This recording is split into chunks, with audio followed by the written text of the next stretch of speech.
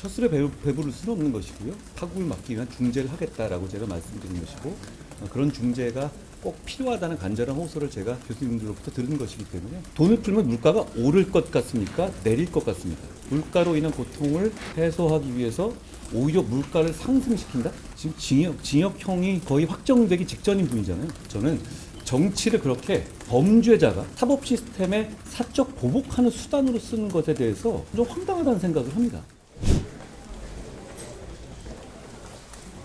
안녕하세요. 안녕하세요. 위원장님 유시스 김동훈 기자입니다. 지금 의정활동 대화에 불법 투기했다고 하시는데 이대 교수 협의체에서는 사직서를 계획대로 제출한다고 하셨거든요. 2,000명 증원을 철회 안 하면 의미가 없다고 하시고 내일부터는 전공의들 면허 정지도 예정돼 있는데 의정 발표도 들어가시는 거 아시죠? 첫술에 배부를 수는 없는 것이고요.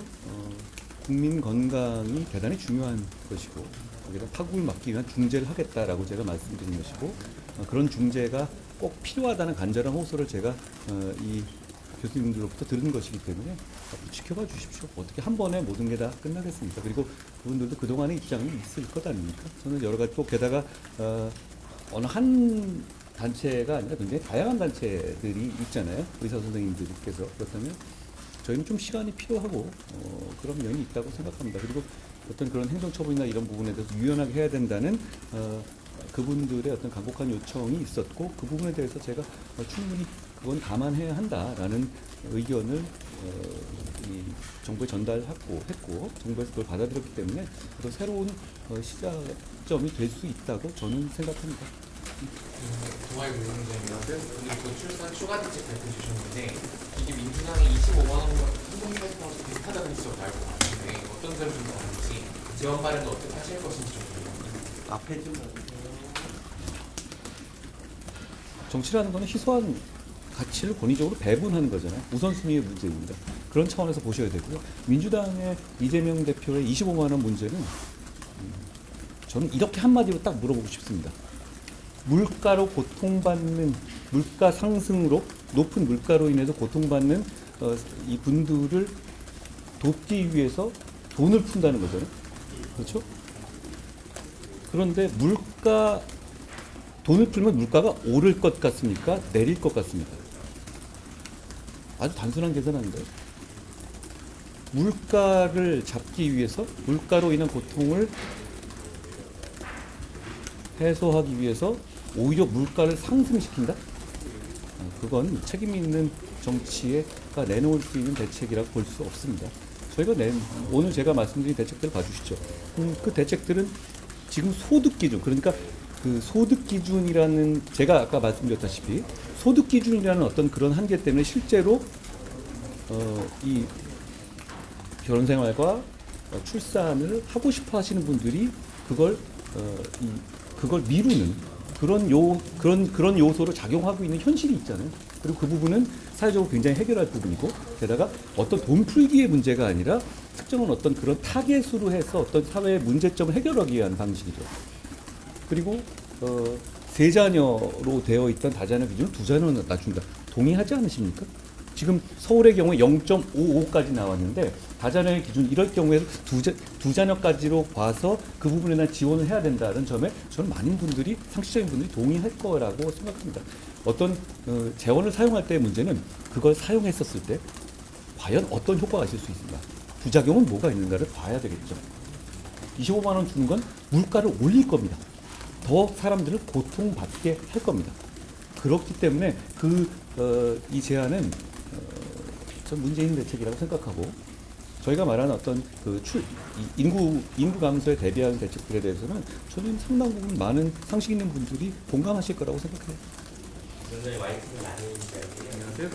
조국 대표가 디지털 캐비넷 해가지고 압수수색 영상에 포함되지 않은 정보를 이제 검찰이 자기들 내부망에 갖고 있었다 이런 내용을 폭로하면서 국정조사하자고 했는데, 혹시 검찰 재직 시절에 들어보신 적 있는지, 아니면 국정조사에 대해서 어떻게 생각하시나요? 지금 징역형이 거의 확정되기 직전인 분이잖아요. 저는 정치를 그렇게 범죄자가 사법 시스템에 사적 보복하는 수단으로 쓰는 것에 대해서 점점 황당하다는 생각을 합니다. 그리고 그게 어떤 자기 범죄에 대한 반성을 전제로 하고 있지도 않잖아요. 저는 그런 주장들에 대해서 대단히 개탄스럽게 생각하는 말씀 정도 드리겠습니다.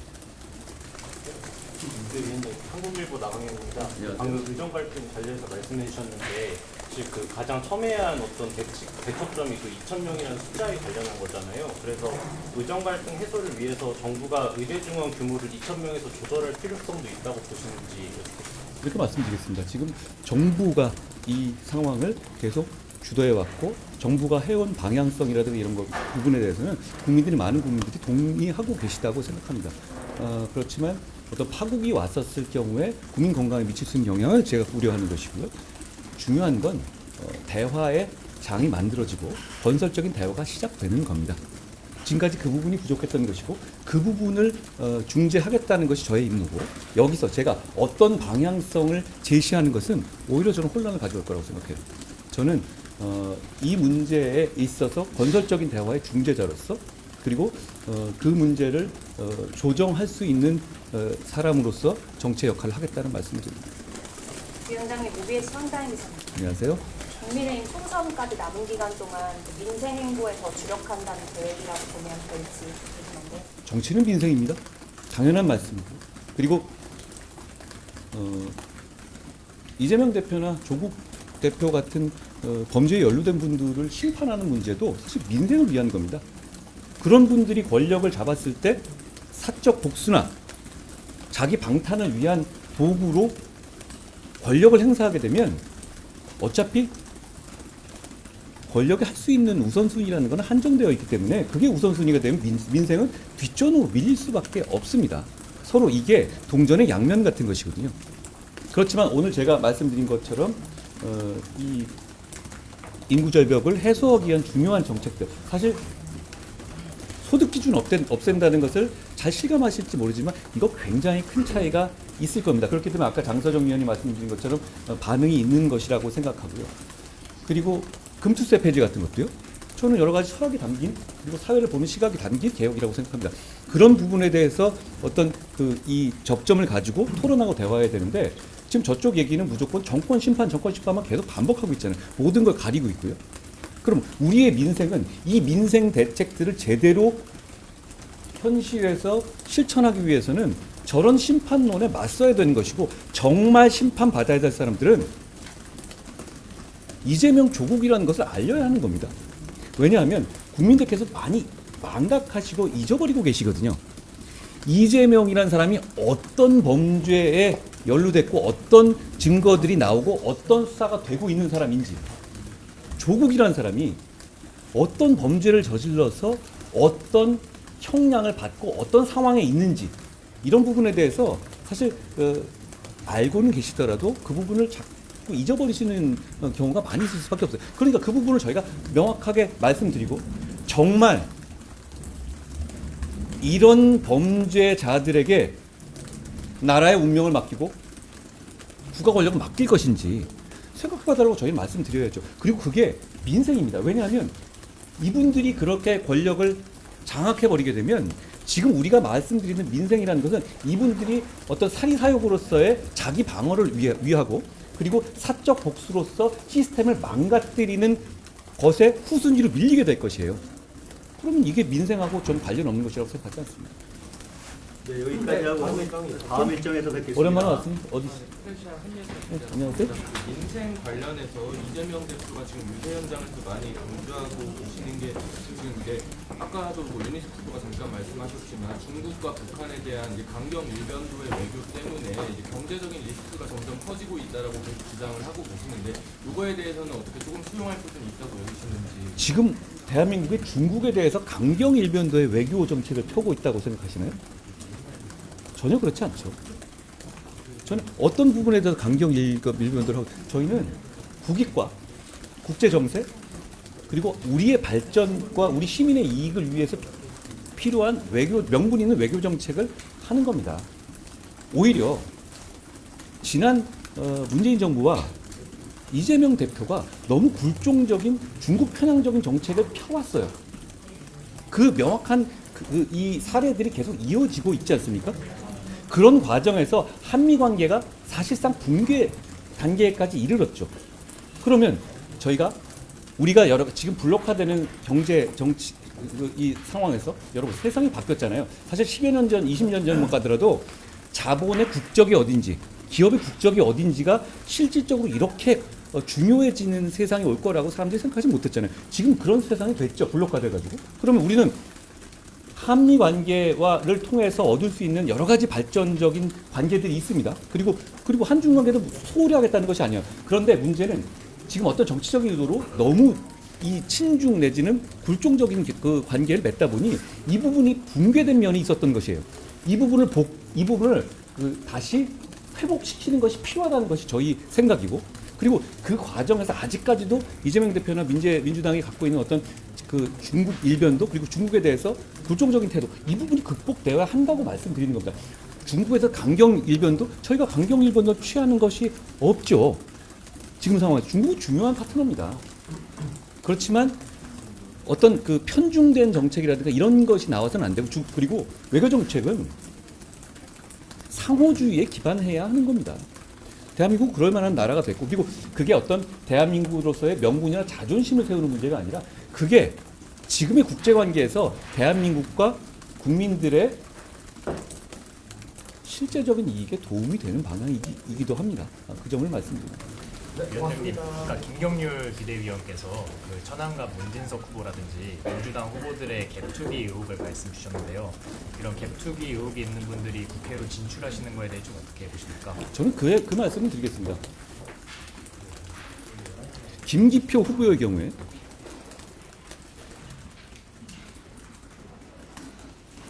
문재인 정부의 기준으로는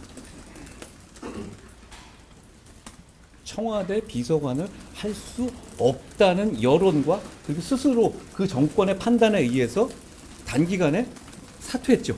바로 그 이유 때문에. 그런데 지금 이재명 대표의 민주당은 그런 사람도 국회의원이 돼서 나라를 이끌어도 된다고 판단하는 거거든요. 어떤 사정이 변경이 있는지 묻고 싶습니다. 그게 중요한 차이 아닐까요? 그리고 갭투기의 규모로 보면은 그분이 더 큰데 차이는 하나 있죠. 대장동 관련 사건의 핵심 변호인이었다는 것. 그것 외에는 이영선 후보랑 뭐가 다른 것이죠? 그리고 이런 갭투기의 문제점 때문에 이영선 후보를 후보 취소했다고 본인 스스로 말씀하셨잖아요. 그러면 다른 차이점은 저는 그거밖에 안 보이는데. 그렇기 때문에